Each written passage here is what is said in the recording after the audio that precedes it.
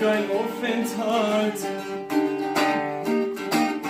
10 Jahre in Deutschland, immer noch kein Aufenthalt.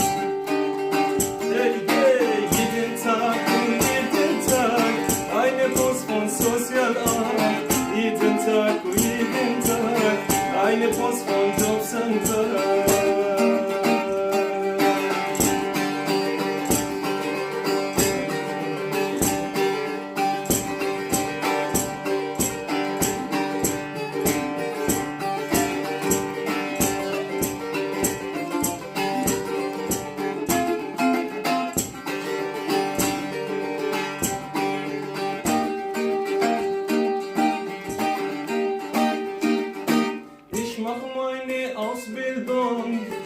Keine Abschiebung.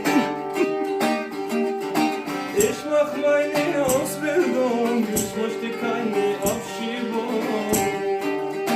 Wieder, jeden Tag und jeden Tag eine Post vom Sozialamt. Jeden Tag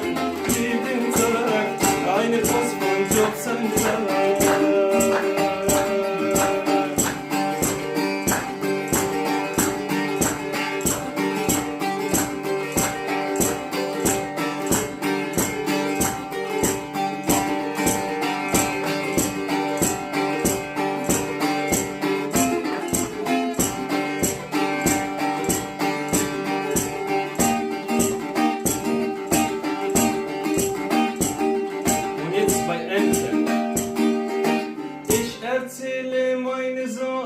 Die sagen zu mir, komm morgen. Ich erzähle meine Sorgen, die sagen zu mir, komm morgen. Verdammt. Jeden Tag eine Post vom Sozialamt.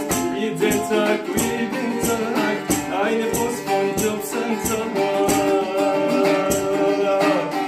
10 Jahre, wir sind hier, immer noch kein Papier. Leute, was soll ich machen? Das Problem liegt nicht an mir. Bravo!